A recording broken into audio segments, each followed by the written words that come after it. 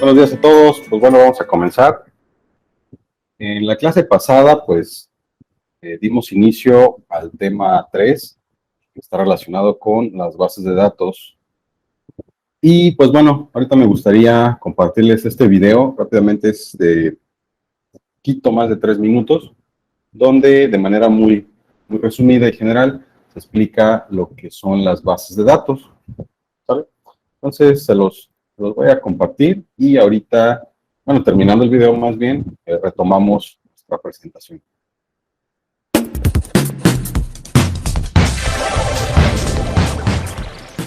La electrónica y la computación hicieron que los elementos digitales se volvieran indispensables, y con ello se nos brindó la posibilidad de almacenar enormes cantidades de datos en espacios físicos limitados, gracias a la conversión de señales eléctricas y magnéticas. Una base de datos es el producto de nuestra necesidad de almacenar información. Se trata de un almacén que nos permite guardar información a gran escala, ordenado de modo sistemático para posteriormente recuperarla, analizarla o transmitirla. Son los encargados de preservar los datos del paso del tiempo y el deterioro. Algunos ejemplos de bases de datos son bibliotecas públicas, historiales médicos o registros de transacciones. Los sistemas de gestión de base de datos, o mejor conocidos como DBMS por sus siglas en inglés, actualmente son digitales y automatizados para facilitar el almacenamiento ordenado y la rápida recuperación de toda la información. Son un tipo de software específico cuyo propósito es servir de interfaz entre el usuario y las aplicaciones utilizadas. El funcionamiento de los bancos de datos está basado en un sistema de columnas y filas organizadas en tablas para aumentar la eficacia a la hora de acceder, modificar, actualizar y controlar y organizar fácilmente los datos. Cada fila de la tabla conforma un registro. El lenguaje de consulta estructurada se le conoce como SQL. Es el más utilizado en todo el mundo para escribir y consultar la información. Las principales características de los sistemas de base de datos son independencia lógica y física de los datos, acceso simultáneo por parte de múltiples usuarios, seguridad de acceso, consultas complejas optimizadas y mayor efectividad a la hora de respaldar y recuperar los archivos de dichos sistemas de almacenamiento. A la hora de crear una base de datos se puede conseguir diferentes modelos y paradigmas, cada uno con sus propias características, ventajas y dificultades. Los diferentes modelos de bases de datos impulsan el diseño y la implementación de algoritmos y mecanismos de gestión optimizados para el caso específico.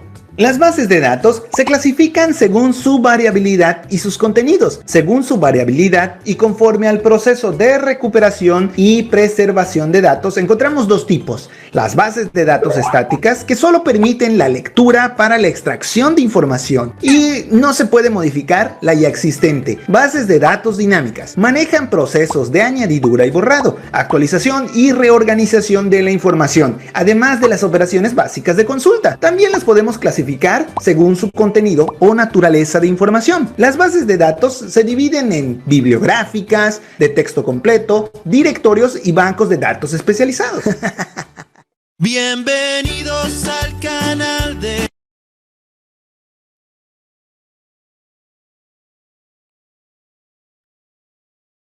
Ok, pues bueno, una breve introducción a lo que son bases de datos.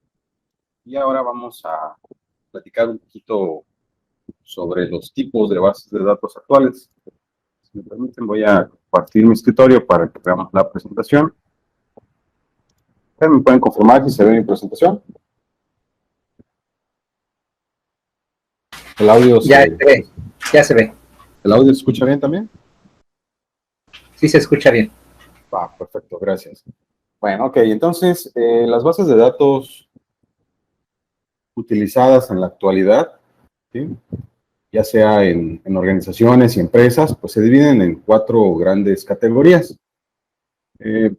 Comúnmente se le llaman las primeras relacionales, luego tenemos las bases de datos. A ver, un momento, llegó alguien.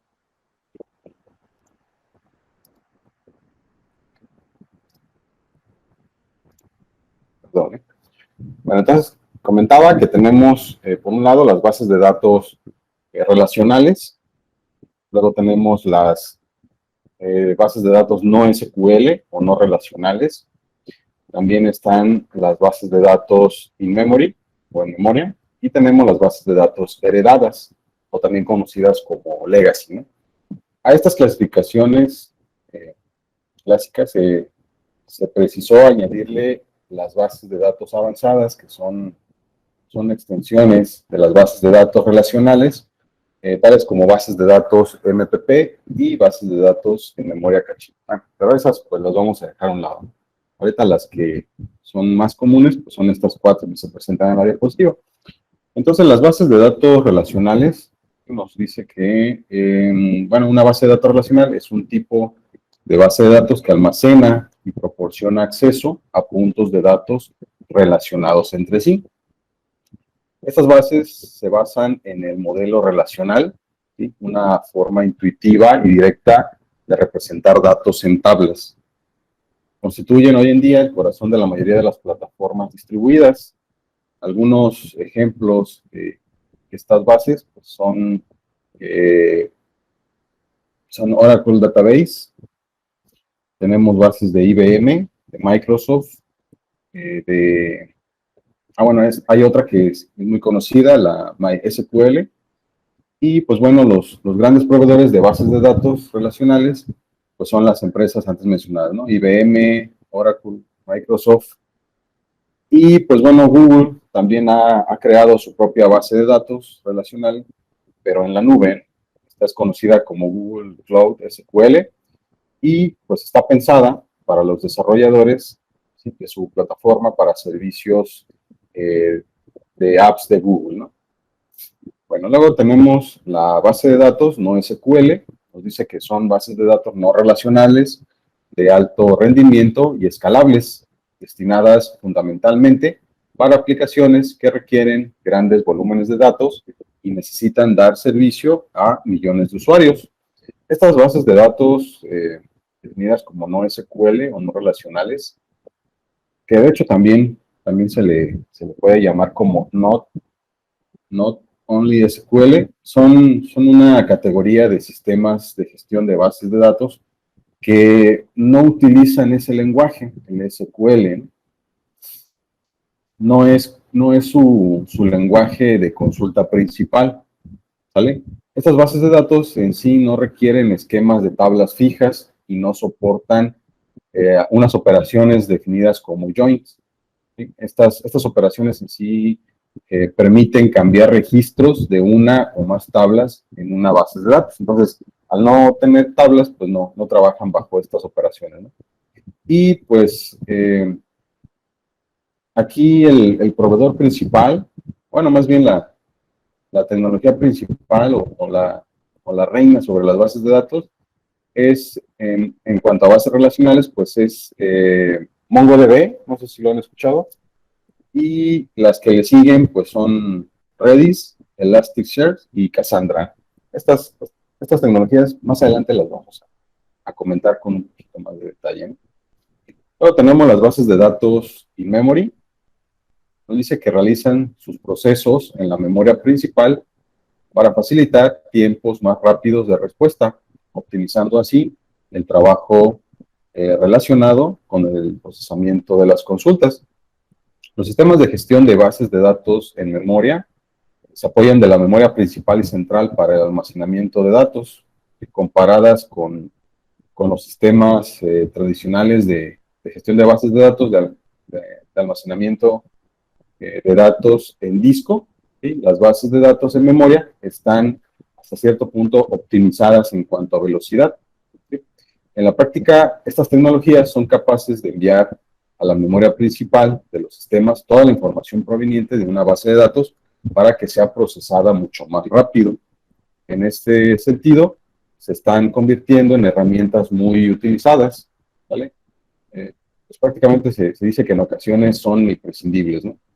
Esto pues en el proceso y análisis de grandes volúmenes de datos en memoria.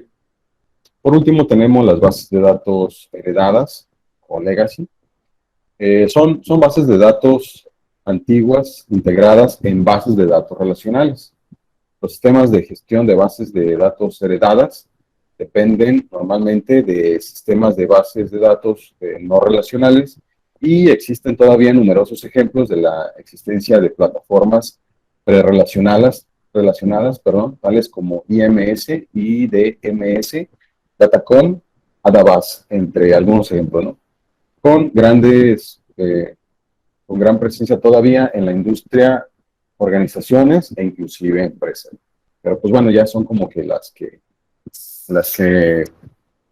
tienen ya tiempo en el mercado, se consideran como los tipos de datos, de bases, perdón, de datos más antiguas.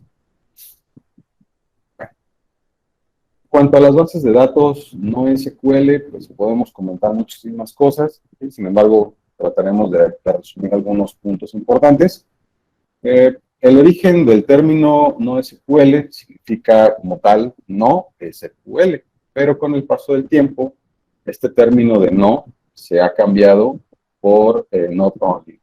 Entonces, que refleja pues más fielmente las múltiples caras que rodean a la colección de grandes tecnologías de bases de datos no relacionales.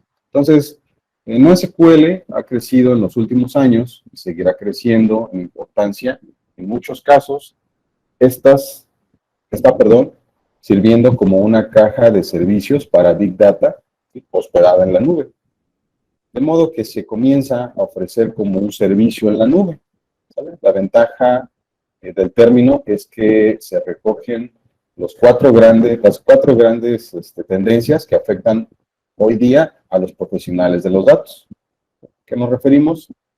Pues bueno, hacemos énfasis en lo que es el cloud computing, Big Data, la movilidad y los medios o negocios sociales, ¿no? Las famosas, bueno, el social media o el social business. Hoy en día, por tanto, pues no SQL significa not only SQL, ¿sí? O sea, no solo trabajar con SQL. Entonces, las bases de datos no SQL, si bien existen muchos seguidores de esta tecnología que prefieren llamarla simplemente herramientas no SQL, bueno, se ha añadido, ¿sí? Ha sido diseñado para manipular grandes volúmenes de datos de manera rápida y no siguen el modelo entidad-relación típico de las bases de datos tradicionales. Bueno. Y ahora,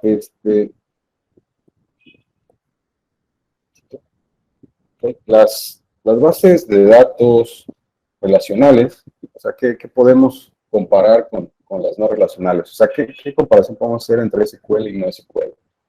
Bueno, estas bases, las relacionales, aunque tienen unas características muy potentes para el manejo de tipos de datos mediante el lenguaje que comentábamos, el SQL, pues su funcionamiento se ralentiza, considerablemente cuando aumenta el volumen de datos por manipular, ¿sale? A pesar de que pues, son como que las más prácticas para el almacenamiento de datos, cuando estos crecen, pues sí, hay una desventaja a favor de las no SQL, ¿no?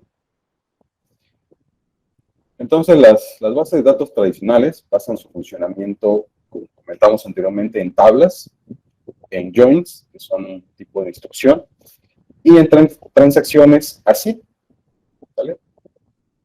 Esto bueno, así, según tengo entendido, es una combinación de varias palabras, es atomicidad, consistencia, aislamiento y durabilidad.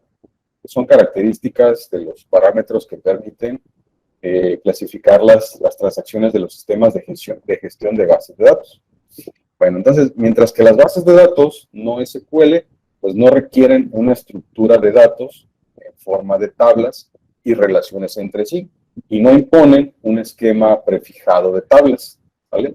Las bases de datos no SQL se dice que hasta cierto punto son más flexibles, ya que suelen permitir información en otros formatos como clave-valor, mapeo de columnas, documentos o grafos, ¿no? Y pues bueno, la típica base de datos relacional, pues ya comentamos, utiliza tablas y esquemas, donde cada tabla pues tiene una fila y columna. ¿Sí? Hagan de cuenta que estuviéramos trabajando con un Excel, ¿no? Entonces, un momento, llegó alguien.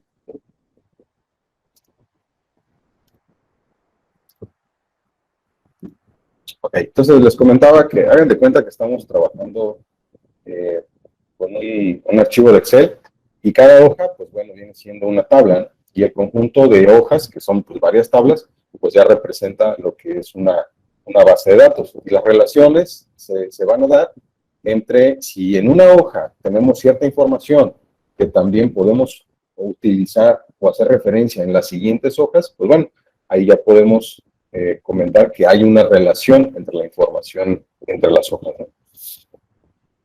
Bueno, entonces repito, las bases de datos NoSQL, pues son estructuras de almacenamiento de información que no cumplen con el esquema entidad-relación. Tampoco utilizan una estructura de datos en forma de tablas. No utilizan el lenguaje SQL, ¿sí?, como su lenguaje de consulta, y pues no utilizan las operaciones join. Además de que tienen una arquitectura distribuida y las características principales de estas bases de datos NoSQL pues son entre las más mencionadas: almacenamiento de grandes cantidades de datos, escalamiento lineal sin afectar el rendimiento, acceso muy rápido y distribución y manipulación de datos no estructurados. Bueno, aquí un breve ejemplo de cómo se podría comparar una base de datos estructurada, una base de datos así, relacional con una no relacional, o una SQL con una no SQL. Entonces, la información, pues puede organizarse, como comentamos, en tablas o en documentos. Y, por ejemplo, cuando organizamos información en un Excel, que es lo que les comentaba, lo hacemos en el formato de tablas.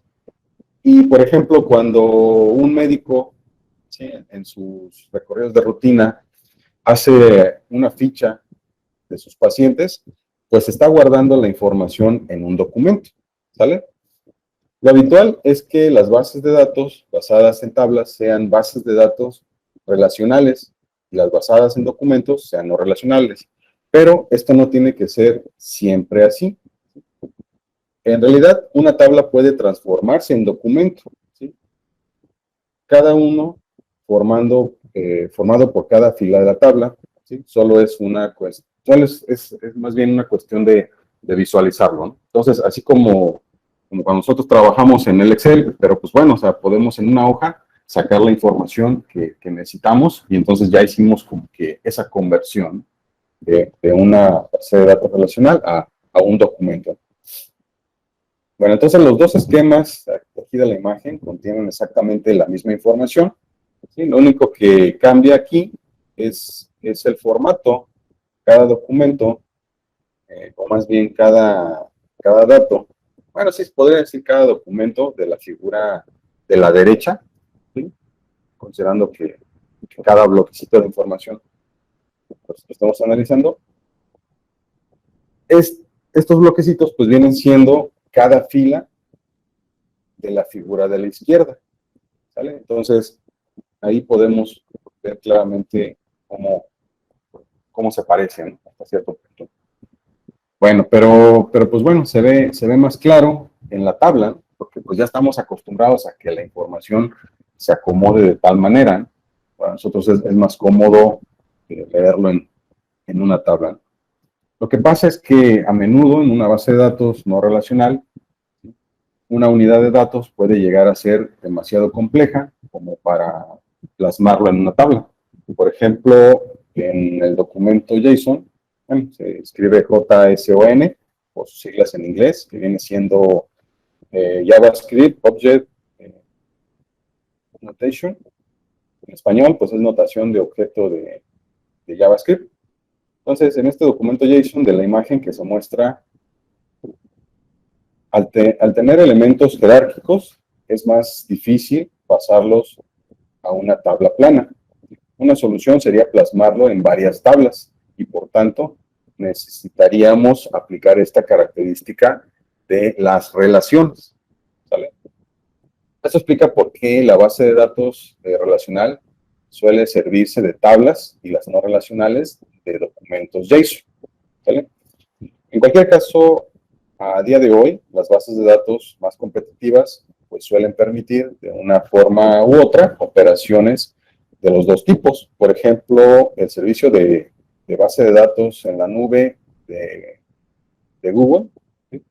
Es en principio una base de datos de lenguaje de consulta SQL, por lo que permite fácilmente relacionar varias tablas, ¿no? Pero a su vez permite insertar elementos jerárquicos tipo JSON, más propios de una base de datos no relacional. Entonces ahí podemos comprender que, pues bueno, la forma de trabajar de este servicio de Google es una especie de base de datos mixta, ¿no?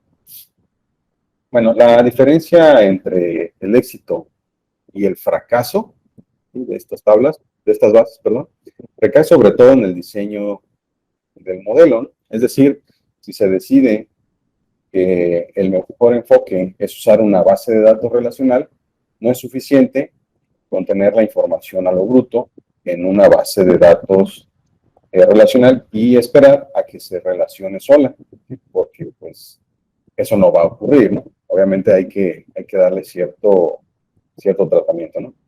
De nada sirve elegir una base de datos más apropiada para nuestro sistema si luego no se hace un buen diseño. En pocas palabras, pues un tipo, en este caso la relacional, pues obviamente no va a desaparecer porque es una base de datos que obviamente se adapta a las necesidades de un servicio, ¿no? Y pues las no relacionales, no porque sean las más, bueno, no porque sean las nuevas, por decirlo así, quiere decir que van a desplazar a las otras. Entonces, depende mucho de para qué las vamos a utilizar, ¿sí? Y es como pues se va a optar por elegir entre una u otra. Ok. Aquí en esta imagen, pues bueno, pueden observar cómo en un documento JSON, pues se ve la característica de que las bases de datos no relacionales en sí están compuestas por datos de múltiples tipos, ¿sí? Por ejemplo, podemos identificar en la parte de arriba cómo hay datos de tipo string, ¿sí? Y en esta parte donde dice address, podemos observar cómo se está anidando otro documento. Sí, a pesar de que todo el código que vemos aquí lo podemos llamar documento, ¿sí? Dentro de este documento, pues tenemos otro documento compuesto con más información, más datos de tipo string, ¿no? En la parte de abajo podemos observar un array de string, podemos ver un entero, y luego tenemos otro array, pero con datos flotantes, ¿no? Entonces, esa es una característica importante de estas bases de datos. Ok, bueno, vamos a realizar un breve ejemplo. Bueno, este ejemplo está enfocado a bases de datos relacionales. Bueno, dice de la siguiente manera. Imaginemos que tenemos una plataforma online que ofrece cursos de idiomas. Los clientes contratan y se suscriben al idioma y al nivel que más les puede interesar. Y además tienen la opción de elegir qué tipo de suscripción quieren, ¿sí? Puede ser mensual, trimestral o anual. Y dependiendo de esta opción, se les aplicará un descuento u otro, ¿no? Entonces, en esencia, nosotros podemos construir esta tabla con esta información, ¿sale? Al principio, pues se ve como lo más práctico, ¿no? Pero, si analizamos bien, podemos encontrar problemas en este modelo que hemos propuesto. ¿Cuáles serían esos problemas si analizamos bien? Fíjense, el primero, pues, es que no sabemos si el cliente Pedro de la primera fila es el mismo cliente que de la segunda fila, ¿sí? O si son dos clientes con el mismo nombre, ¿sí? Pero sí podríamos saberlo si hubiésemos incluido una columna que describiera algún correo, ¿no? Para hacer como que esa identificación, ¿sí? Si es el mismo o son personas distintas, ¿no? Otro problema que vemos es si algún precio o descuento cambia, hay que modificarlo en todas las filas en las que aparece. Y si no se hace correctamente, pues puede dar lugar a discrepancias, ¿no? Entonces no tiene sentido que la información esté duplicada de esta manera. Otro problema que vemos es que si un cliente cambia su suscripción, habría que cambiar tanto el campo de suscripción como el precio. Y también puede dar lugar a discrepancias si no se hace correctamente. ¿Vale? Otra observación, al tener la columna de precio final, se puede decir que se está duplicando información, ya que se puede calcular fácilmente con las columnas precio y descuento, y un bajo porcentaje, ¿no? Esto también pues, puede dar lugar a discrepancias. Y por último, si se dieron cuenta, pues no hay manera de saber qué idiomas o niveles hay disponibles, ni cuál es su precio hasta que alguien lo contrate, ¿no? Entonces, no porque ahí en la lista ven inglés, chino, francés, es porque ya son los únicos. Quizás hay otras opciones de idiomas. Sin embargo, pues aquí solamente se está presentando las opciones que han elegido las personas que aparecen en la columna clientes. Bueno, entonces, ¿cómo solucionamos todos estos problemas? Pues tal parece que esta situación está exigiendo, ¿sí?, un diseño de bases de datos relacional, donde se recoja la información en varias tablas y no solamente en una, como lo estamos viendo ahorita. Entonces, aquí ya estamos presentando una posible solución, ¿sí? Empezamos con la primera tabla. Esta contendrá solamente la información del cliente, ¿sí? Hablamos de la que está del lado izquierdo en la parte superior. ¿Sale? Por otro lado, pues tenemos la tabla contenedora de las clases disponibles, cada una con su nivel y precio base.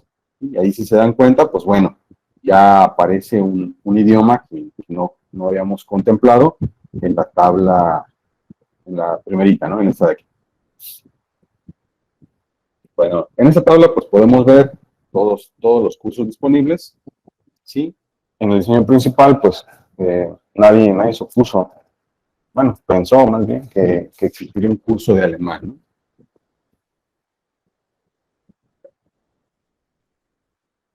Y tenemos otra tabla, ¿sí?, que, pues bueno, nos sirve para definir a partir del tipo de suscripción cuál será el porcentaje que se le puede aplicar de descuento. ¿Sí?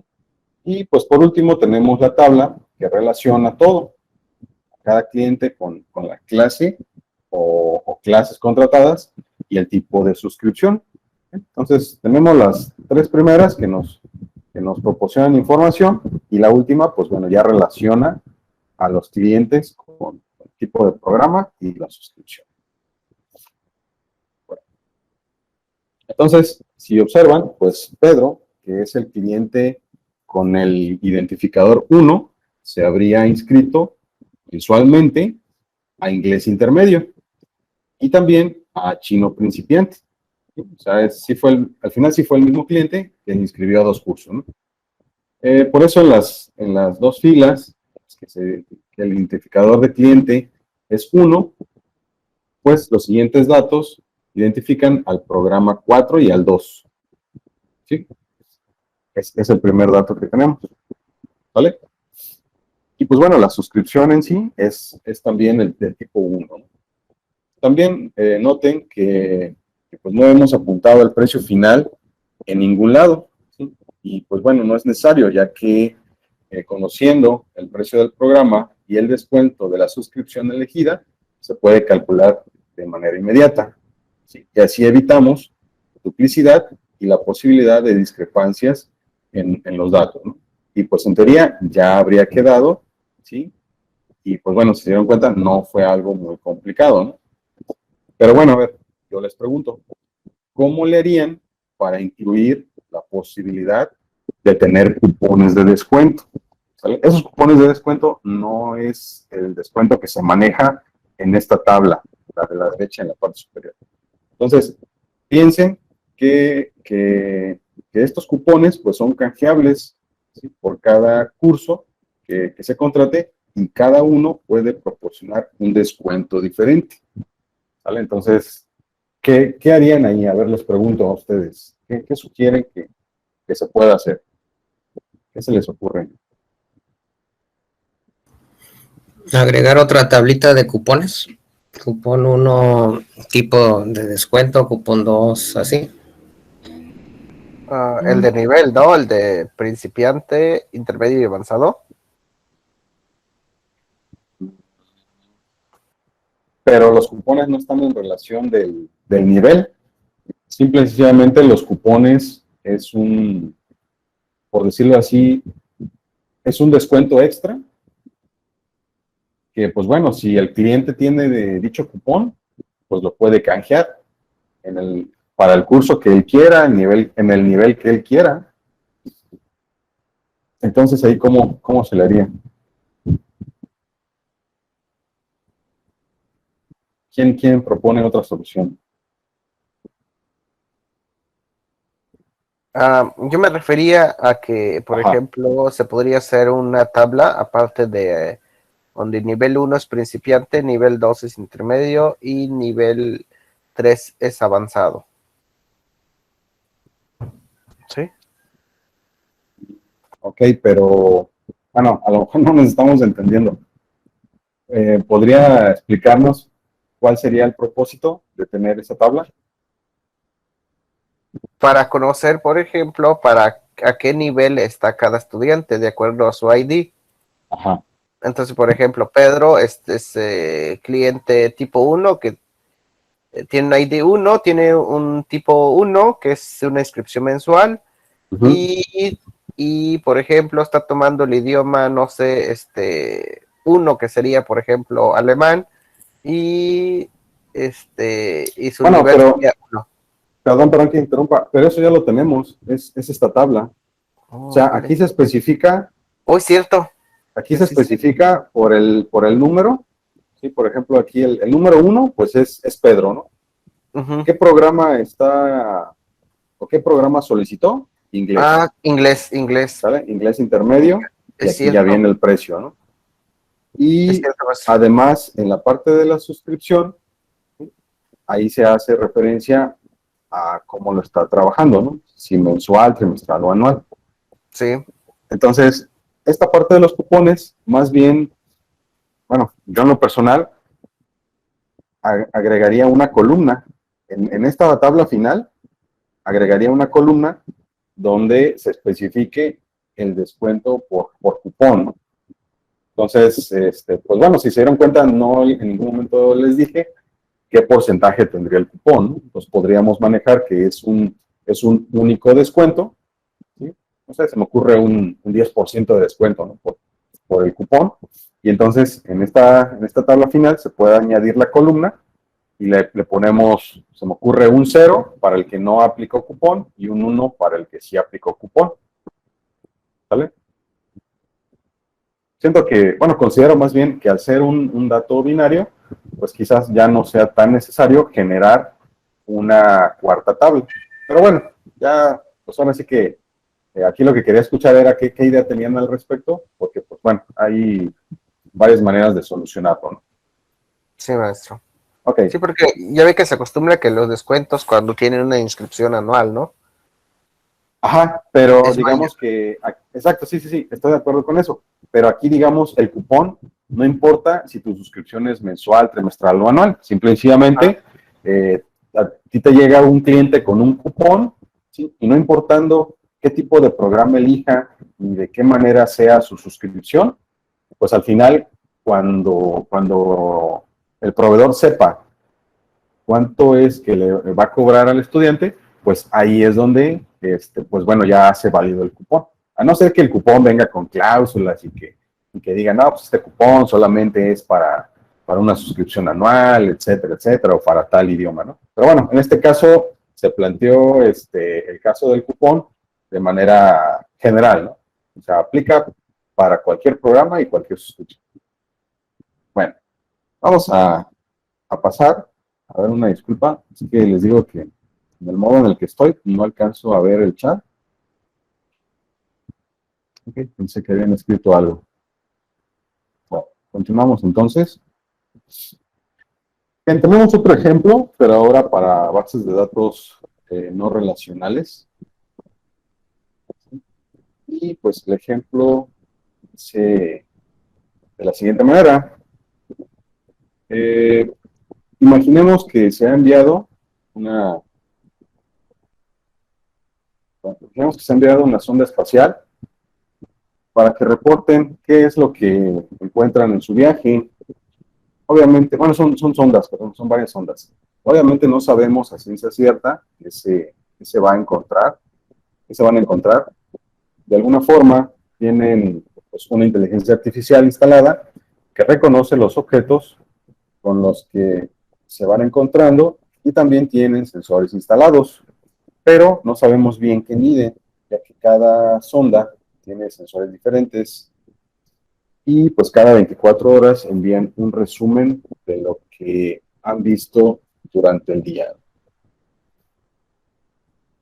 Entonces, si se dan cuenta, tenemos este caso en el que ahora ¿sí? Lo podemos plantear con una base de datos no SQL. ¿Sí? Y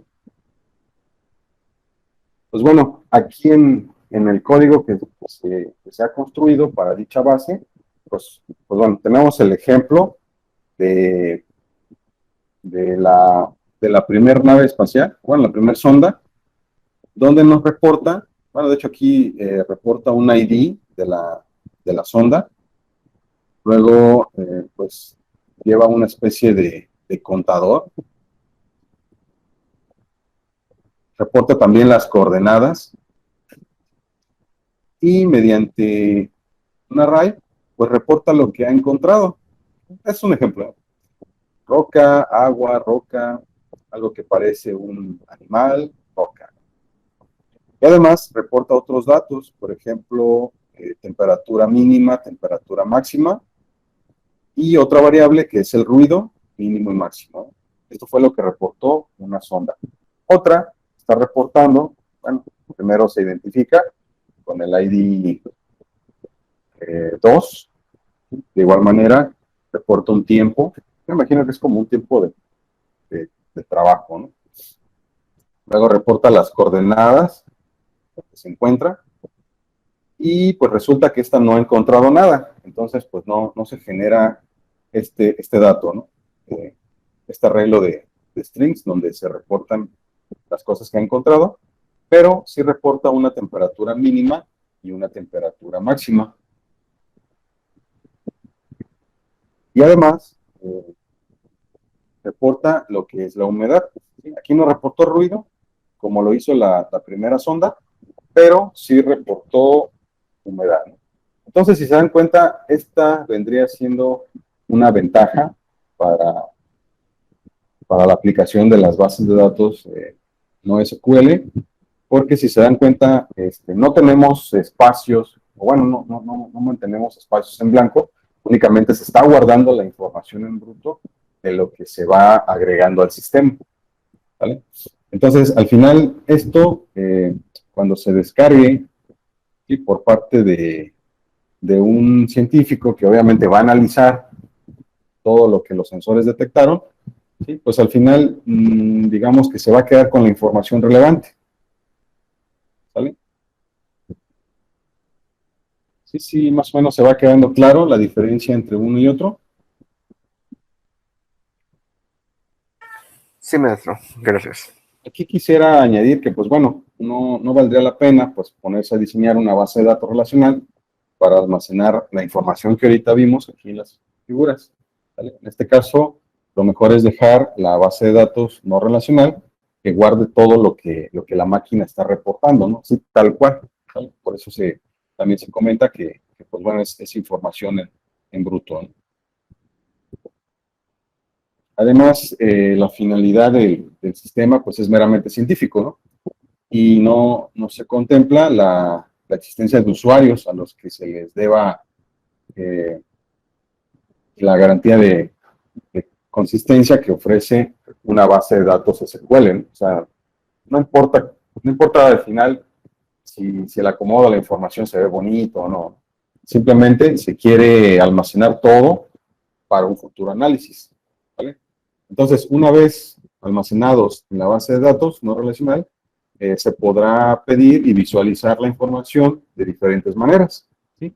Y si en algún momento se necesita consumir los datos de una forma más estructurada, pues bueno, siempre se podrá procesar y transformar la información a una base de datos relacional. ¿Para qué? Pues para su posterior presentación en forma de reportes o eso, ¿no?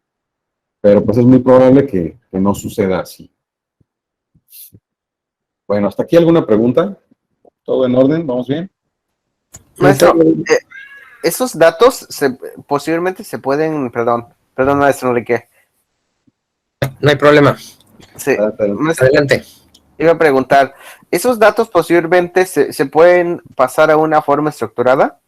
Sí, es correcto. Era lo que les comentaba. O sea, ahorita los datos pues están en bruto, ¿no? Ajá, Pero, por ejemplo, si tú lo analizas, tú podrías construir una tabla, ¿sí? Quizás este dato lo podamos colocar. Por ejemplo, imagínate que estás en Excel. Estos datos, ¿cómo los ordenarías, no? Pues primero, podríamos, por ejemplo, a la hoja, llamarle máquina 1, ¿no? Haciendo énfasis a que esa hoja del Excel, pues va a servirnos para guardar la información de la máquina 1. Podemos colocar una columna que se llame coordenadas, donde vayamos descargando estos 3 datos. Otra columna que se llame, no sé, elementos encontrados, y ya podemos ir enlistando todo lo que la máquina se fue encontrando. Otra que se llame temperatura, humedad y ruido, otras 3 columnas, ¿no? Y descargar estos datos, ¿vale? ¿Por qué te comenté temperatura, humedad y ruido? Porque, bueno, a pesar de que esta primera máquina no registra humedad, sí lo hace la segunda. Entonces, nuestra tabla la podemos replicar en la segunda hoja y descargar los datos, digamos, los que sí aparecieron en la máquina 2. Y así podemos construir nuestra tablita. ¿Sí, más o menos? sí, maestro. Entonces, ¿haríamos una extracción de esos datos? Es correcto. Sí. Habría que, pues sí, ir tomando los datos e irlos acomodando, ¿no? Perfecto, muchas gracias. Bueno, ¿alguien más iba a preguntarlo? Bueno, continuamos entonces. Entonces, las características fundamentales de las bases de datos no SQL, pues bueno, son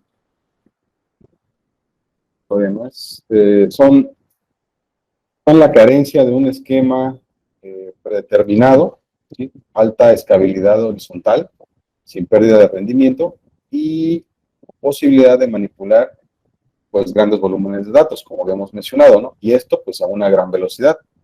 Además, funcionan muy bien con hardware estándar de bajo costo.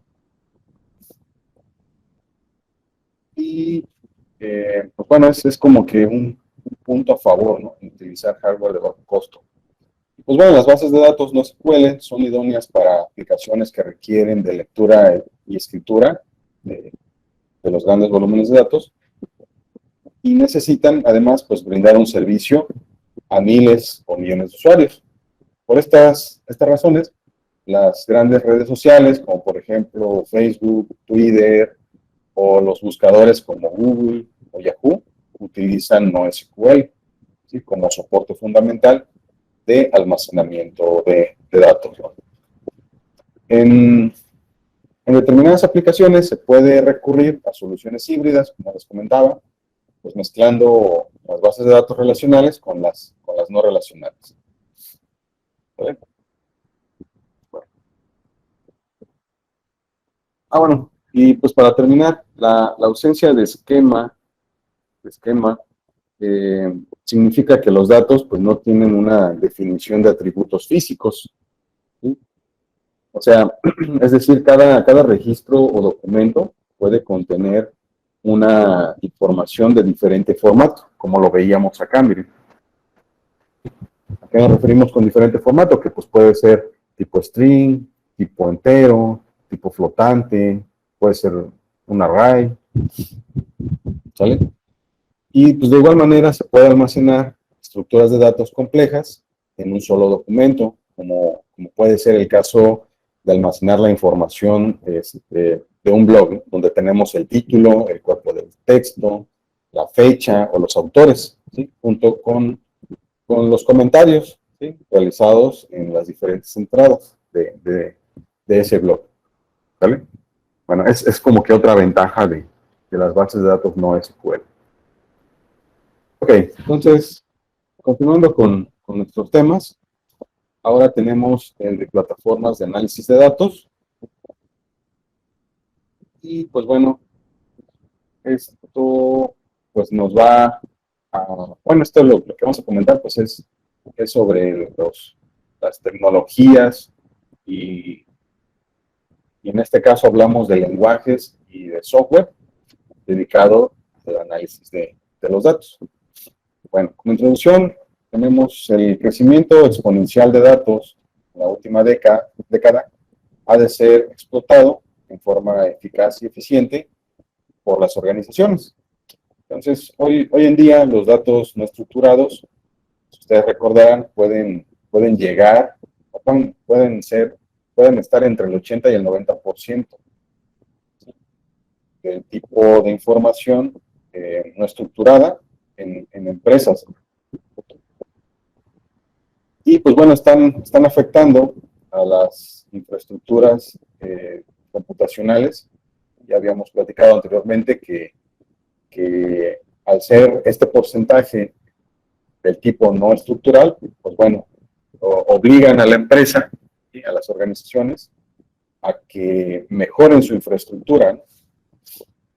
Esto pues mediante equipamiento de computadoras y servidores con mejores características y que tengan la posibilidad de poder procesar toda esta información. El problema pues es que muchas veces son difíciles de analizar y en cualquier forma el proceso puede durar mucho tiempo si no se tiene una formación adecuada, ¿no? En cuanto a la infraestructura. Okay, entonces se requiere, en primer lugar, adquirir los datos. A continuación se debe organizar y una vez realizadas estas operaciones se debe realizar los procesos de análisis, o sea, con procesos de descubrimiento, consultas e informes o incluso minería de datos, ¿no? Esta parte del análisis. Y al final, pues bueno, viene la toma de decisiones mediante la planificación y predicciones adecuadas.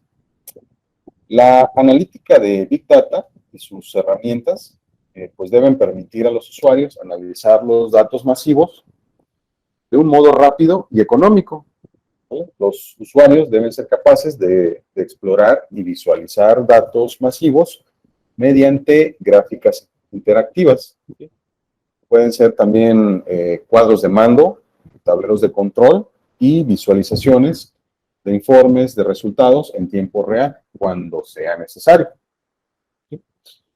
Al final, pues bueno, el tratamiento y análisis de estos grandes volúmenes de datos pues requieren una gran potencia analítica.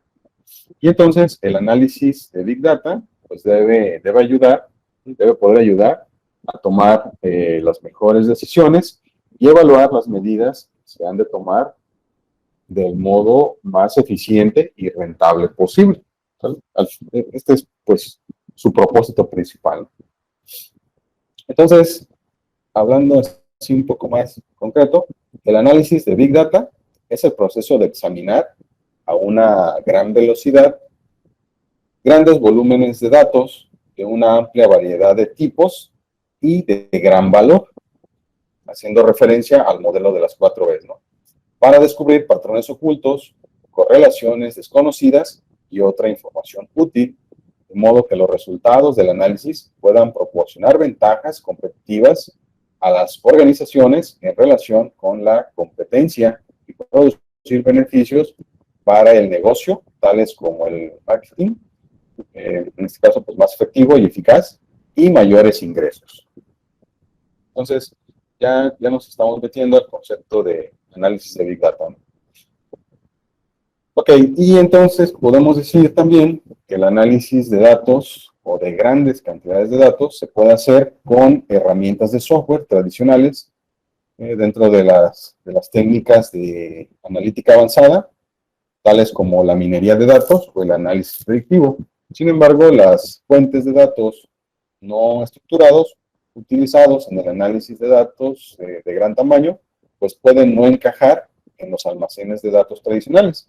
Y además, estos almacenes pues, pueden no ser capaces de manejar las demandas de procesamiento de volúmenes muy grandes, ¿no?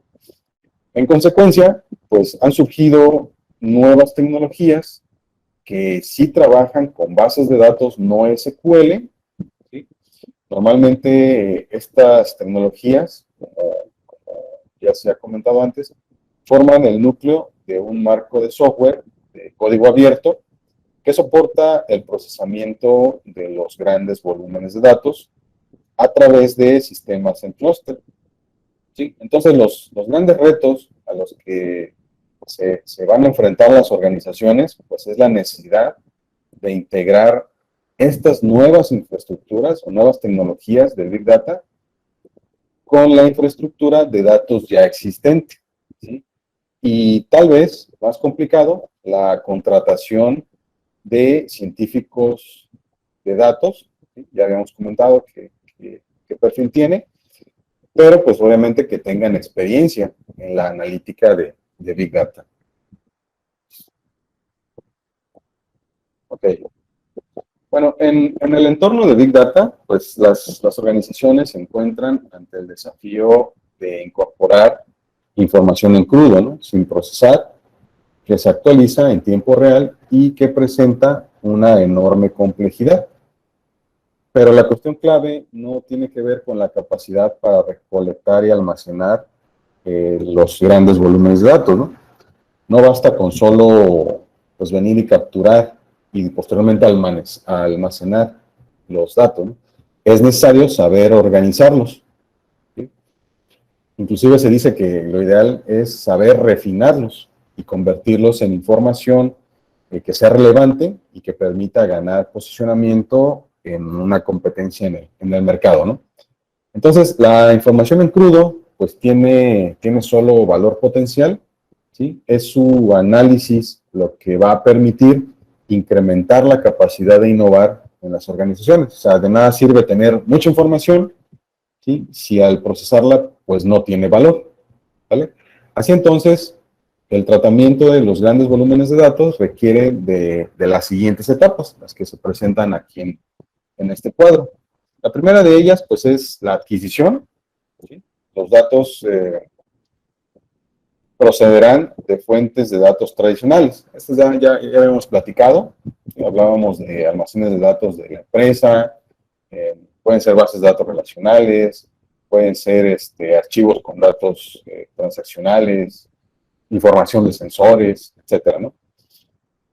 Y de una gran cantidad de fuentes de datos no estructurados que se podrán almacenar en una base de datos no SQL. El siguiente paso, pues, es organización, de la información.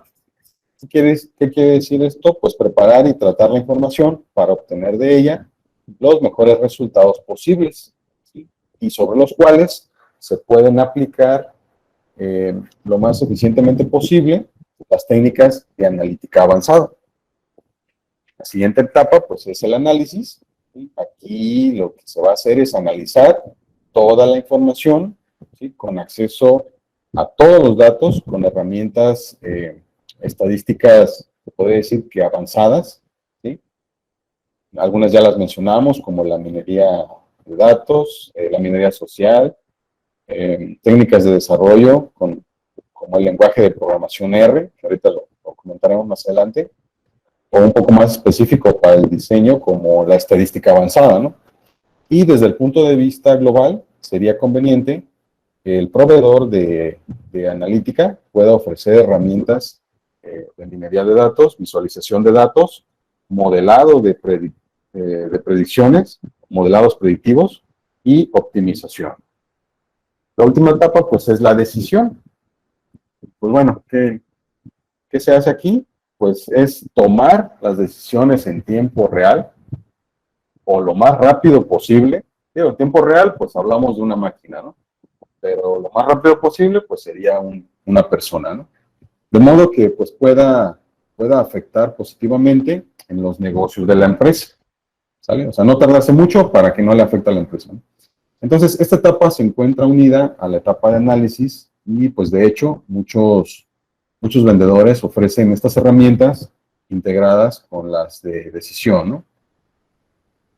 Entonces, la decisión se ha de realizar en tiempo real sobre la base de los resultados obtenidos del análisis, de modo que se conviertan los datos en crudo, en conocimiento accionable para integrarlo en los tableros de control o en los cuadros de mando, ¿no? O sea, de alguna manera es convertirlo lo más rápido posible para presentarlo y poder tomar una decisión, ¿no? ¿Sí? Al final, pues lo que se pretende, pues, es predecir el comportamiento de un producto o el servicio ante un grupo de consumidores. ¿Vale? Bueno. Y entonces nos preguntamos qué es analítica de datos, de acuerdo a lo que ya hemos visto. Pues bueno, existen numerosas definiciones de este término, la analítica de datos. Comúnmente se le conoce como analytics, pero hemos decidido utilizar la definición ISACA, si la hayan escuchado. Es una organización profesional de impacto mundial en sistemas de información. Trabajan con el gobierno, trabajan con auditorías, e inclusive trabajan con sectores de seguridad, ¿no? Y pues esta organización publicó en agosto del 2011 un artículo con el mismo nombre para dar su opinión sobre un término de tanto impacto en el mundo corporativo, ¿no? Como es la analítica, bueno, la analytics. Entonces, pues ellos definen la analítica de datos como, bueno, de la siguiente manera, ¿no? Dice, implica los procesos y actividades diseñadas para obtener y evaluar datos para extraer información útil, ¿sale? Entonces, pues existen muchos temas para considerar cuando arranca un nuevo programa de analítica de datos, ¿sí? Incluyendo la maximización del retorno de inversión, o sea, recuperar lo que se invierte, ¿no? También se puede considerar cuando se quiere, se requiere el cumplimiento de presupuestos de proyectos, gestión de falsos resultados, aseguramiento de la protección y confidencialidad de las fuentes de datos y resultados. Bueno, entonces, analítica de datos se considera también como la ciencia de examinar datos en bruto o crudos, con el propósito de obtener conclusiones acerca de la información contenida en ellos, ¿sí? Se utiliza en muchas industrias para permitir a organizaciones y empresas mejorar en la toma de decisiones, ¿sí? Este término se utiliza con gran profusión en el campo de la inteligencia de negocios, ¿sí? Okay, entonces, en la era de los grandes volúmenes, ¿sí? Podemos considerar 5 grandes categorías de análisis de datos, ¿vale? La primera de ellas, pues, es la analítica de datos, los analytics, y nos dice que, pues, en organizaciones y empresas que se utilizan datos tradicionales, como transaccionales y operacionales. Luego tenemos la analítica web o analítica del tráfico de datos en un sitio web. Está también la analítica social o análisis de datos de los medios sociales. Tenemos la analítica móvil en dispositivos móviles con el objetivo de analizar los datos que envían, reciben o transitan sobre dichos dispositivos, ¿no? Y por último está la analítica de Big Data o analítica de los grandes volúmenes de datos. Entonces, la analítica de datos hoy en día, pues, está influenciada por todo tipo de dispositivos y medios sociales, como los datos procedentes de GPS, chips RFID, códigos de barras, sensores inalámbricos y otros dentro del Internet de las cosas, o datos procedentes de redes sociales, ¿no? Todos ellos unidos al tránsito de datos en todo tipo de negocios, como bancos, almacenes, medios de comunicación, industria, etcétera. Entonces, queremos definir la analítica de Big Data de la siguiente manera. La analítica de Big Data es el uso de técnicas analíticas aplicadas a conjuntos de grandes volúmenes de datos. Por consiguiente, analítica de Big Data es realmente dos cosas, analítica y Big Data, ¿no? o grandes volúmenes de datos. Entonces, la primera ayuda a descubrir aquellos datos que han cambiado en el negocio para saber cómo reaccionar. Los grandes datos deben ayudar a convertir en oportunidades los retos, producidos por el crecimiento espectacular, ¿no? Y la analítica, pues, es el mejor medio para descubrir nuevos segmentos de clientes, ¿sí? Identificar a los mejores proveedores, asociar productos por afinidad, entender las ventas por la estacionalidad, ¿sí? Etcétera. Y la analítica de Big Data, pues, es el proceso de examinar las grandes cantidades de datos, ¿sí? De una variedad de tipos para descubrir patrones ocultos, correlaciones desconocidas u otra información útil. Entonces, dicha información, pues, puede proporcionar ventajas competitivas sobre organizaciones rivales y brindar beneficios en los negocios, tales como un marketing más eficiente y un aumento de los ingresos. Entonces, pues bueno, la analítica está compuesta por una colección de técnicas relacionadas y tipos de herramientas que normalmente influyen en la analítica predictiva, les repito, la minería de datos, el análisis estadístico y la programación compleja de SQL. No se puede extender la lista para cubrir la visualización de datos.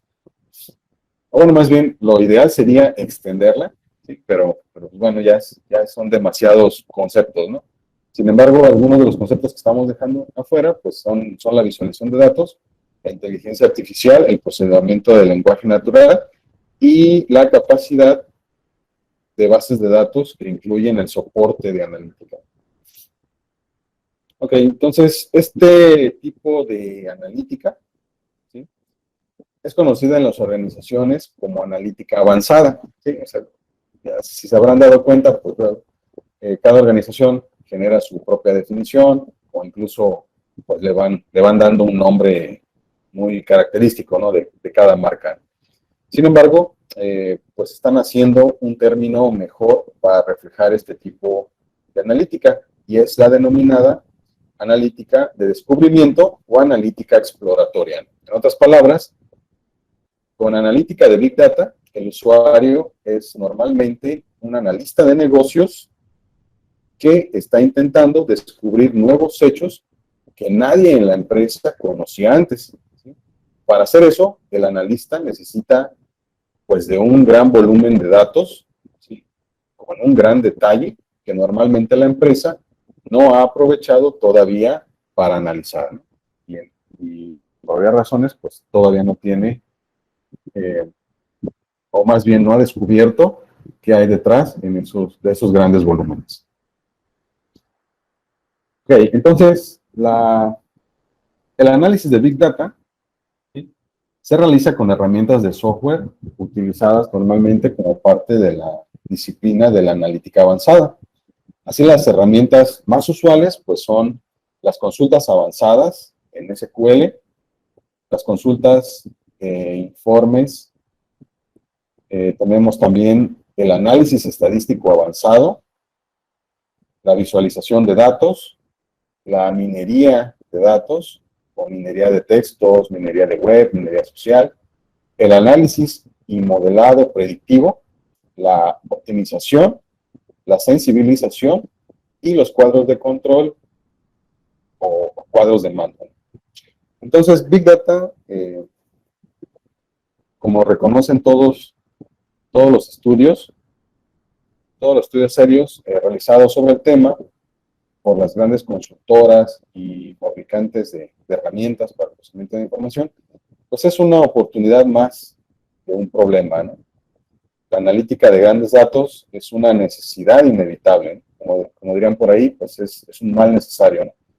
Pero su adopción pues está controlada por una variada gama de tecnologías, la gestión o administración de los negocios y la economía de la organización. Entonces, en un principio, pues no todos le van a poder entrar, pero lo ideal es de que todas las organizaciones pues, se vayan alineando a esto del Big Data, ¿no? Entonces, las infraestructuras de Big Data pues están soportadas por almacenamiento de datos, técnicas en memoria, aplicaciones no SQL y el soporte de grandes anchos de banda. O sea, ya hablamos de que pues sí se requiere una infraestructura más avanzada y robusta. En cuanto a tecnologías y herramientas de código abierto para analítica de Big Data, nos dice que pues la prestigiosa revista SEO, en su edición digital del 8 de junio del 2012, publicó una lista de tecnologías de fuente abierta, para trabajar con Big Data, ¿no? Entonces, SEO considera que las tecnologías de fuente abierta son el núcleo de la mayoría de las iniciativas de Big Data. Y pues estas tecnologías se enlistan a continuación. Tenemos lo que es Hadoop, tenemos el lenguaje R, tenemos Scribe, Elasticsearch, Apache, HBase, tenemos Cassandra, MongoDB, CouchDB. Entonces, de manera breve, voy a comentar qué son cada uno de ellos. Y pues bueno, les adelanto que para las clases de la siguiente semana, pues vamos a estar trabajando con el lenguaje R para hacer unos ejercicios, ¿sí?, a través de una plataforma llamada RStudio, ¿vale? Pero bueno, ahorita les comento de manera breve qué son cada una de estas tecnologías. Apache Hadoop es un marco de trabajo, software de fuente abierta para aplicaciones distribuidas de grandes datos, ¿sí? R en sí es un lenguaje de programación de código abierto y también tiene un entorno de software diseñado para computación y visualización estadística, y que compiten directamente con herramientas de analítica comercial, ¿sí? R pues fue diseñado en la Universidad de Auckland, en Nueva Zelanda, a principios, bueno, más bien en el año 93, y coincidió en el tiempo con el asentamiento de la web. Entonces se convirtió con gran rapidez en una herramienta idónea para análisis estadístico de grandes conjuntos de datos. Y pues bueno, está disponible bajo licencia pública GNU. Es un lenguaje más orientado a objetos que otras herramientas de analítica. Y esa característica pues le permite ser enlazado con plataformas de programación, como por ejemplo C++ y Java, ¿no? Y lo que es posible pues es embeber R dentro de esas aplicaciones, ¿no? El software base de R corre en memoria como opuesto a la ejecución de archivos ordinarios. Esto significa que solo puede mejorar conjuntos de datos del tamaño de la memoria disponible en la máquina, ¿sí? Una desventaja de R pues es que es su menor escalabilidad que otras herramientas, aunque se han realizado mejoras sustanciales en las últimas versiones, tiene la gran ventaja, aparte de la relativa a la conexión con plataformas orientadas a objetos, que se están desarrollando numerosos conectores para R, ¿sí?, incluyendo paquetes de software de analítica comercial. Y otra ventaja que he notado en R, pues es su plataforma de programación, que en este caso pues es RStudio, porque está la versión para trabajar en la nube, ¿sí? Entonces, podemos optar por instalar RStudio en la computadora o trabajar directamente en la nube. Bueno, Scribe, pues es un servidor desarrollado por Facebook, lanzado en el 2008. Está concedido por Facebook para agregación de flujos de datos de logs en tiempo real y de un gran número de servidores. Manipula docenas de miles de millones de mensajes por día y está disponible bajo la licencia Apache 2.0. Luego tenemos Elasticsearch, es un servidor de búsqueda de código fuente. Ha sido adoptado por un gran número de empresas, entre ellas la empresa Mozilla, y está disponible bajo la licencia Apache 2.0. Luego tenemos Apache HBase. Pues está escrito en Java, modelado posteriormente por Bigtable de Google. Apache HBase es una base de datos distribuida en columnas y no relacional, diseñada para ejecutar en la parte superior del Hadoop. Y HBase es una base de datos no SQL, ¿no? En el 2010 fue adoptada por Facebook para servir a su plataforma de mensajería y también está disponible bajo la licencia Apache 2.0. Tenemos también Cassandra. El nombre correcto es Apache Cassandra. Es otro almacén de datos y es un sistema de gestión de bases de datos distribuida de código abierto desarrollado por Facebook para potenciar su característica que es la aplicación Inbox Share, ¿no? Entonces, Facebook abandonó Cassandra en el 2010 a favor de HBase, pero en la actualidad es muy utilizada por muchas compañías tales como Netflix, el servicio de video o inclusive servicio de televisión en los Estados Unidos, ¿no? Y también conducido en algunos países de Europa y Latinoamérica. Luego tenemos MongoDB, que ya lo habíamos mencionado anteriormente. Pues bueno, fue creado por el fundador de apellido Dovclick. MongoDB es otro popular almacén de datos, no SQL. Nos dice que almacena datos estructurados en documentos similares a JSON, ¿sí?, con esquemas dinámicos llamados BSON. MongoDB ha sido adoptado por un gran número de empresas tales como MTV, Disney Interactive, The New York Times, ¿sí?, y está disponible bajo la licencia GNU, con controladores de lenguaje disponibles bajo la licencia Apache. Por último tenemos CloudDB, o mejor conocido como Apache CloudDB. Es otra base de datos no SQL de código abierto, utiliza JSON para almacenar datos, JavaScript como lenguaje de consulta, y trabaja también con múltiples API, ¿no? Entonces, CloudDB fue creada en el 2005 por Damien Katz, antiguo desarrollador de IBM, como un sistema de almacenamiento para bases de datos de objetos a gran escala, ¿no?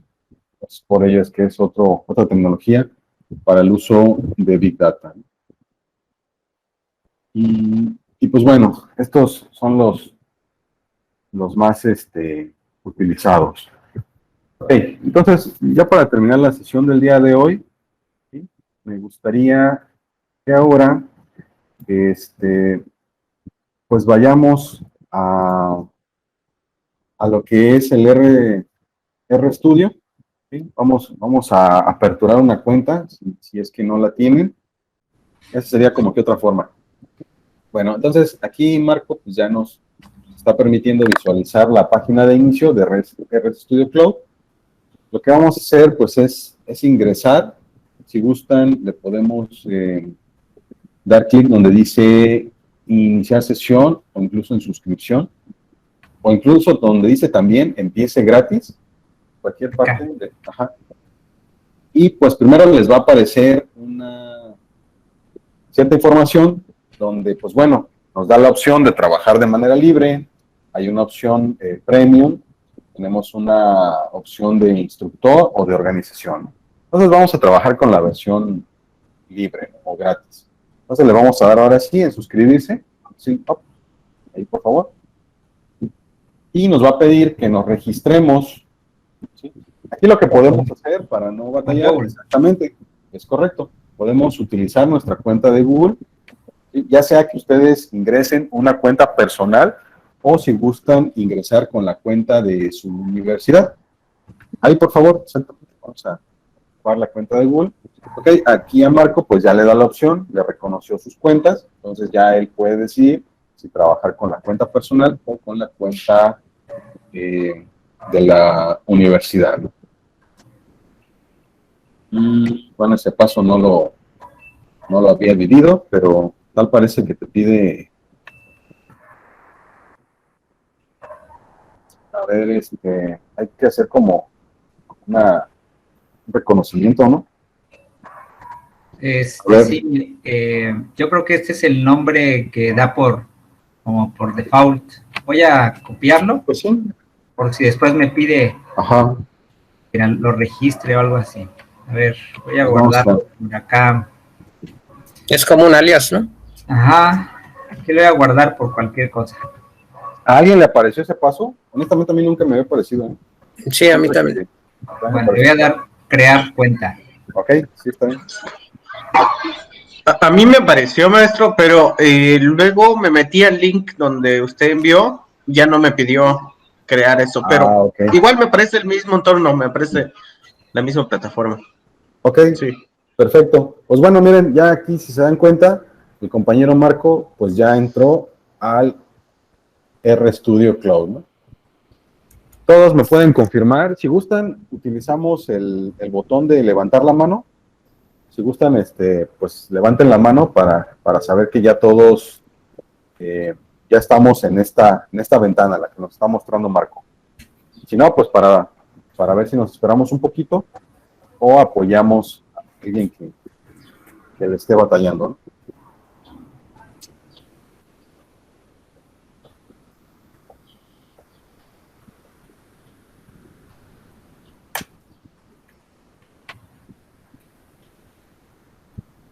Ok, todavía tenemos a varios que no han levantado la mano.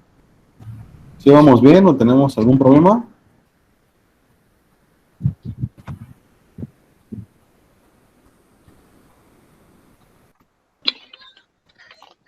Maestro, pregunta, para la parte esta de análisis de datos, ¿se puede utilizar Python y el lenguaje R?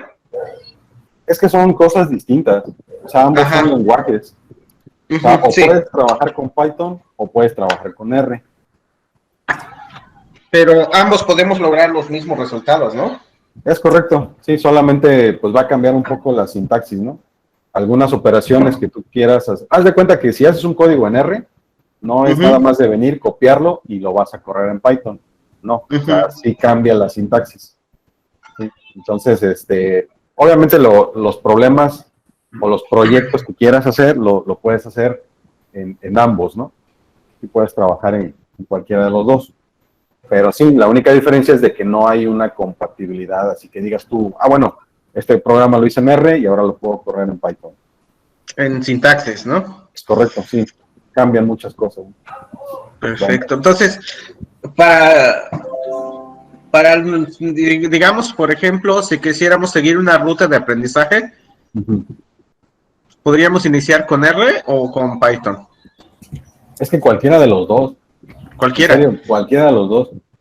Te soy honesto, yo he trabajado poco con R y Ujú. y pues bueno, o sea, se me hizo una plataforma cómoda y un lenguaje no tan complicado, porque ya tenía experiencia con MATLAB, por ejemplo. Sí. Y últimamente también me he estado metiendo a trabajar con Python, y hay como que algunas cosas muy similares, otras cambian mucho, pero al final, si tú vas a comenzar a aprender, ahora sí que el lenguaje que tú decidas, no va a haber ningún problema, ¿no? Incluso puedes comenzar con uno y luego te pasas a otro, ¿no? Perfecto, maestro. Bueno, Marco, gracias por apoyarnos. Muy bien. Y si gustas, pues ahora dame chance a mí de presentar mi escritorio para irles mostrando lo que vamos a hacer de momento. Bueno, entonces les voy a presentar ahora mi RStudio. Ok, entonces, ¿ya se ve? ¿Ya está cargando? Bien, entonces ya todos estamos aquí. Bueno, En mi caso, aparece un proyecto. Todavía no se ve. Ah, todavía no se ve, ok. ¿Pueden confirmar cuando ya se vea mi escritorio? Ya. Ya. Ok. Entonces les comentaba, pues a ustedes les va a aparecer una interfaz de este tipo. ¿Sí? Omitan esta parte que dice mecanismo. Digamos, yo ya tenía un proyecto que había trabajado hace rato. Entonces lo que vamos a hacer para comenzar a trabajar es que le vamos a dar clic donde dice nuevo proyecto y va a empezar a generarnos la interfaz de este nuevo proyecto. Dependiendo de la velocidad que tengan en su internet, pues ahora sí que va a ser lo que va a tardar en generar este nuevo proyecto, ¿no? Ok, le damos el nuevo, ¿verdad? Sí, por favor, denle el nuevo proyecto. Donde Y va a dice empezar a- new, en New Space Es correcto. y le ponemos cualquier nombre. De hecho, todavía no pide nombre, según yo. Ah, porque Cuando le aquí den me pide, primero me pidió nombre y después está la opción de crear. Ah, muy bien. Bueno, pues si gusta, póngale un nombre. Si quieren, le podemos dar como nombre pruebas. Pruebas. Nada más. Esto es para hacer unas pequeñas pruebitas de funcionamiento, ¿no? Bueno, entonces les va a aparecer esta interfaz, así tal cual. Lo pueden confirmar si ya les apareció. No, No, no es que apareció. yo le di clic en New Space y creo que era en otro, ¿no? En Your Workspace o... A ver, a ver si quiere, comparta escritorio y vamos viendo. Voy a dejar de compartir y ahora estoy compartiendo.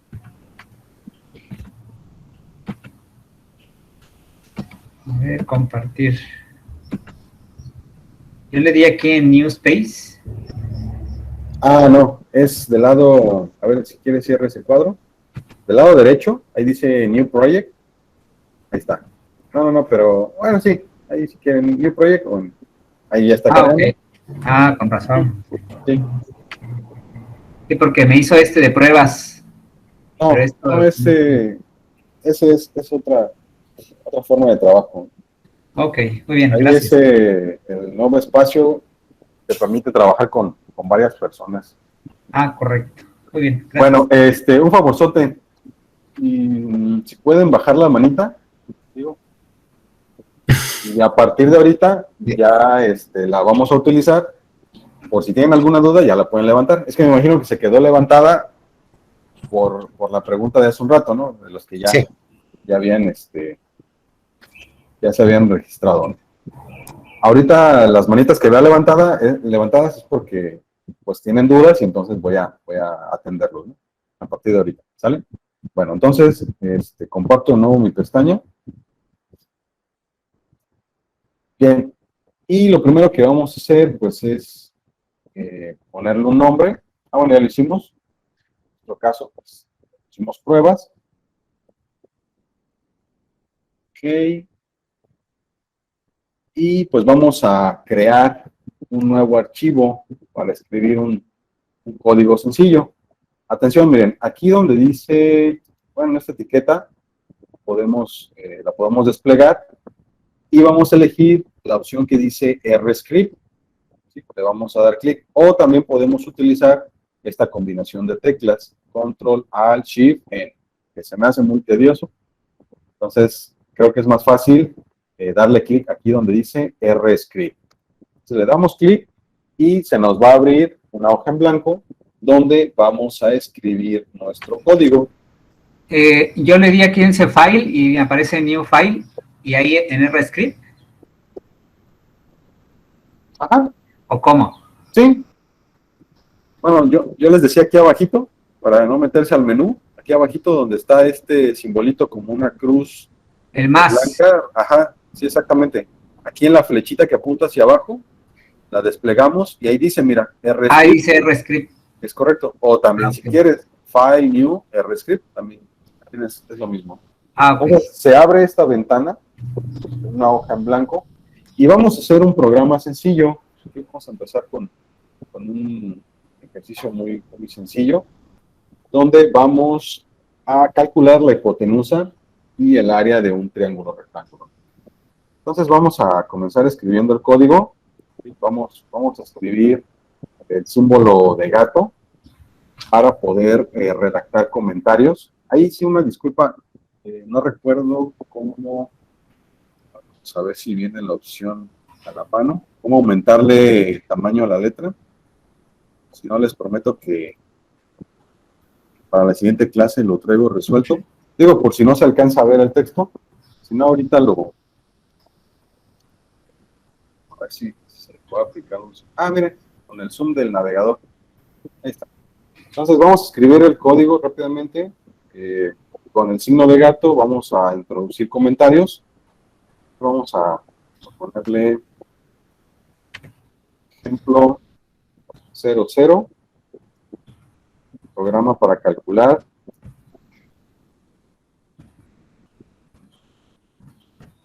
la hipotenusa y el área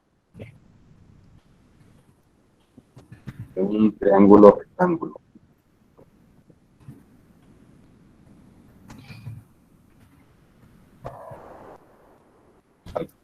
Entonces, ¿qué necesitamos? Obviamente, si es un triángulo rectángulo, pues podemos especificar el cateto opuesto. En este caso, pues va a ser de valor 3. El cateto adyacente, por 4. Y pues bueno, estos datos les puedo yo especificar qué son, ¿no? Puedo aquí introducir un comentario. Aquí, cateto opuesto. Le vamos a escribir cateto adyacente.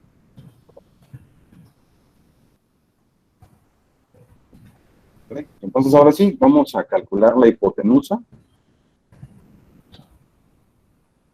Vamos a calcular la hipotenusa y esto pues obviamente va a ser con ayuda de una raíz. Entonces escribimos la función sqrt y ahora vamos a poner el cateto opuesto, lo vamos a elevar al cuadrado. Esto es muy parecido a MATLAB, esta estructura. Para los que han trabajado con MATLAB, pues es similar. Y el cateto adyacente, bueno, lo vamos a sumar con el cuadrado del cateto adyacente, ¿no? Y si gustan, pues también le metemos su comentario y estamos calculando el cálculo de la hipotenusa. Y por último, pues también nos pedían el área, ¿no? Entonces vamos a buscar el área y sabemos que para un triángulo es caso cateto opuesto por cateto adyacente entre 2, ¿no? Sería base por altura entre 2. ¿Vale? Entonces, aquí le ponemos un comentario.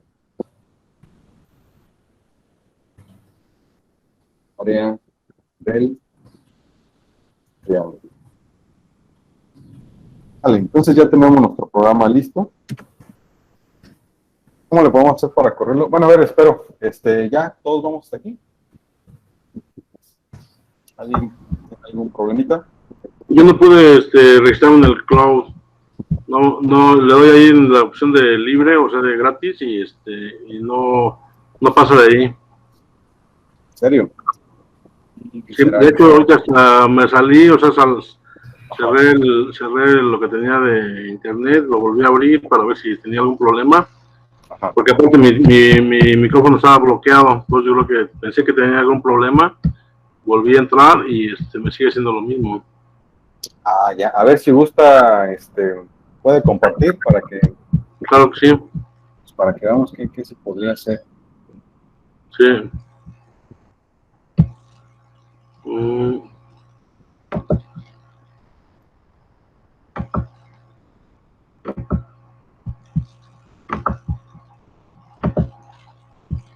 Aquí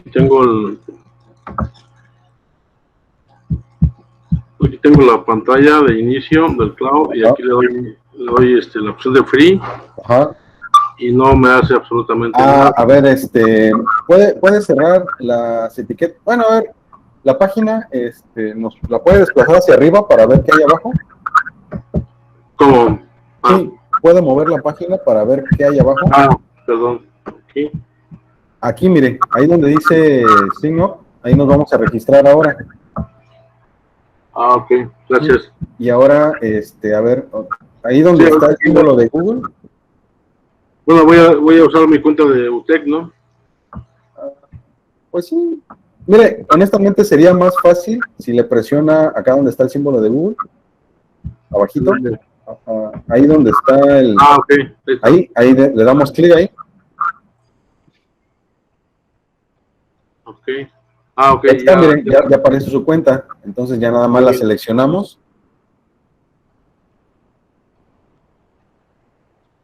Y le damos en crear. Ahí en crear. Pero aquí, no sé por qué me aparece esto No, aquí. no pasa nada, se puede quedar así tal cual. Le damos en crear. Sí.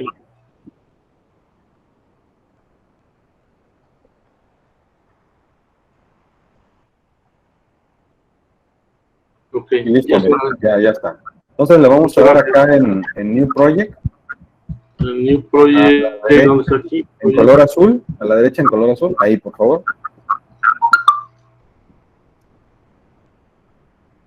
Le damos clic.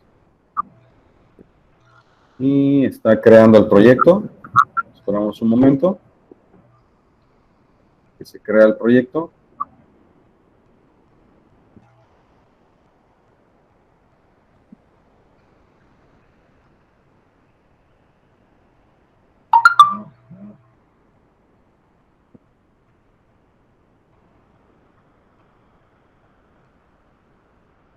Okay. Y ya está cargando. Un momentito, paciencia para los demás. Y luego, donde está la palabra file, del lado izquierdo, un poquito arriba, ahí, si gusta, le damos new file, y luego le damos en RScript. A la derecha, RScript, ahí. Y ya tenemos el área para escribir nuestro código. ¿Vale? Ok. Bueno, le voy a compartir aquí en el chat el código que escribí para que no tardemos. Bueno, para que no sé. ¿Vale? Lo voy a pegar en el chat. Vale, ahí está el ejemplo 00. Bueno, entonces voy a compartir de nuevo mi pantalla. ¿Voy a dejar de compartir yo entonces? Sí, por favor. Gracias. ¿Lo puede volver a compartir en el chat, profe? Sí, porque claro. yo no lo había terminado de copiar, por favor. Ahí está en el chat de nuevo, lo pegué, ¿no? Gracias, Bueno, gracias. entonces, pues para correr este programa, vamos a seleccionarlo. Seleccionamos estas 8 líneas. Seleccionamos todo y le vamos a dar aquí donde dice Run. Entonces lo corremos y del lado derecho, aquí donde dice, aparecen nuestras variables. Y entonces ya podemos visualizar. El cateto opuesto pues tiene un valor de 3. El cateto adyacente tiene un valor de 4. La hipotenusa ya se calculó, nos da como resultado 5. Y tenemos que el cálculo del área nos arrojó un valor de 6. Un favorzote, por ahí hay un micrófono encendido. Una pregunta, ¿dónde está la opción de correr? Aquí, miren, en Run. Pero para poder correr todo el código, seleccionamos y le damos aquí donde dice Run. Y ya corre el código. Deben de aparecer aquí sus valores. Aquí abajito, en esta parte de la consola, si algo salió mal, pues les van a aparecer líneas rojas. A mí me aparece una que dice Source, ¿es la misma? Aparece Source. ¿Dónde? ¿Aquí abajo? En lugar de, pues ahí está Source, pero no me aparece Run. No aparece Run. Voy a hacer más grande. Ya, es que tenía yo chica la pantalla y se oculta. Sí, en ocasiones cuando comprimimos nuestras ventanas, Ajá. vean, cambia el acomodo de cosas, ¿no? Entonces, aquí lo ideal es, ahora sí que tener extendido todo, ¿no? Sí, ok, sí, ya corrió. Ya corrió. Bueno, ¿hasta aquí vamos bien todos? ¿Sí corrió? ¿Sí les dieron No, en el mío me puso nomás lo corrí y nomás puso cateto puesto 3 y DA puso 4, a que es cateto adyacente, pero no me puso el área ni el cálculo de la hipotenusa. Ok, acá abajo en la consola le habrá aparecido algún error. Oh, sí, dice object CA not found. Ok, bueno, a ver. Un favorzote. ¿Seleccionó todo el código y le dio run? Pues nomás no seleccioné los comentarios de arriba. No, hay que seleccionar todo. Seleccionamos Ok. todo. Sí, todo. Todas las líneas que escribió, las seleccionamos y luego le damos un punto. A mí me marcó error Igual. en QRT. A ver, otra vez, que no escuché bien. Me marcó error en ese QRT. Ajá.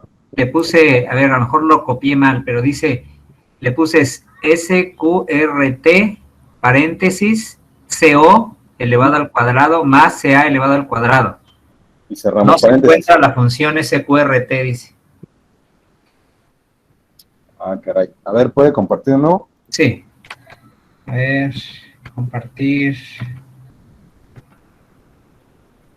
Compartir.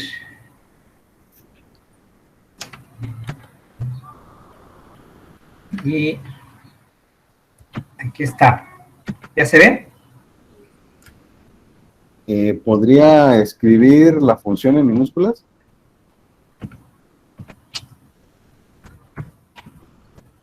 SQRT en minúsculas. Uh-huh.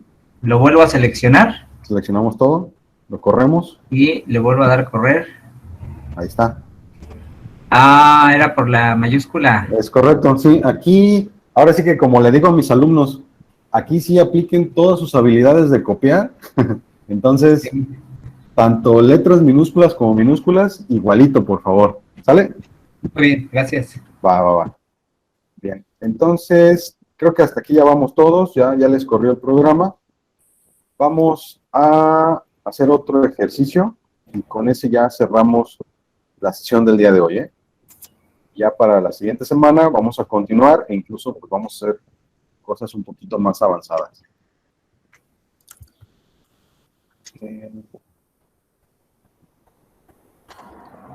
¿Sí se ve mi R? Ya. Ok, entonces vamos a... bueno, este se puede guardar. ¿Cómo lo vamos a guardar? Aquí, pues, así que donde siempre, en el disquito. Vamos a dar clic y le vamos a poner un nombre, ¿no? Pues tenemos que se llame ejemplo-00. De preferencia, no coloquen espacios en blanco. O sea, si quieren poner algún espacio, utilicen el guión bajo. Entonces le ponemos ejemplo-00 y le vamos a dar clic donde dice save o guardar, ¿no? Entonces lo guardamos. ¿Sale? Y ya se quedó guardado nuestro programa. Bien, entonces aquí mismo vamos a crear otro script. ¿Sí? O si gustan acá arriba en File, New File, RScript. ¿Sí? Y ahora vamos a escribir otro código. Es un poquito... no es cierto, está cortito. De hecho, lo voy a copiar y lo voy a pegar en el chat para que no le invertamos mucho tiempo, ¿no? Y se los voy a compartir en el chat. Vale, entonces ese código lo que hace es graficar una senoidal. Les comento rápidamente. Tenemos que generar un vector de datos, ¿sí? O un arreglo de datos, si lo quieren ver así, o una secuencia de datos, también si lo quieren llamar así. Y va desde el dato 0, ¿sí? Hasta el dato 2pi, en intervalos de un 16avo de pi. Ese va a ser como que mi primer conjunto de datos. Vean, si quieren, corro esta parte primero para que vayamos viendo. Ahí están, miren, son estos datos de aquí. Son estos datos que aquí me aparecen. Bueno, posteriormente vamos a tomar ese conjunto de datos y los vamos a introducir en una función seno que tendrá una amplitud de 2. Entonces, vamos a limpiar Vamos a limpiar nuestros valores. Aquí con la escoba puedo venir y borrar todos, ¿sale? Ya los borré. Entonces, vamos a tomar esos datos. ¿Dónde está la opción para limpiar? Aquí, la escobita. ¿Dónde abajo? Aquí arriba, miren. Ah, ok, allá arriba. ¿Se ve mi cursor? Aquí. Sí, ya he visto el cursor. Ok, entonces vamos a generar la función seno y la vamos a guardar en la variable y. Y posteriormente vamos a plotear nuestra gráfica. Para plotear, pues necesitamos los valores, que pues en este caso vendrían siendo los datos del eje X y los datos del eje Y. En type, pues le ponemos la L para que lo grafique en forma continua. Y posteriormente nuestra gráfica la queremos en color azul y queremos que de título le coloque la palabra, bueno, la oración función seno. Entonces seleccionamos todo, corremos y observamos. Aquí están los datos para el eje X, que es el tiempo, y los datos para el eje Y, que vendrían siendo la amplitud de la señal seno. Y aquí está mi senoidal. ¿Sale? Si ustedes se dan cuenta, pues se graficó todo un ciclo, porque los datos correspondientes al eje X, pues los establecimos de 0 a 2pi. Si los hubiésemos establecido en solamente pi, ¿qué habría pasado? Pues me grafica la mitad de la señal, ¿no? ¿Qué corrió? ¿Me pueden confirmar? Ahí está, miren. Ahí graficamos únicamente medio ciclo, ¿vale? Pero pues bueno, nosotros realmente queremos el ciclo completo, ¿no? Ok, pues bueno, hasta aquí le vamos a dejar el día de hoy. Ya para la siguiente semana vamos a hacer otros ejercicios sencillos y le vamos a ir subiendo un poquito al nivel. ¿Sale?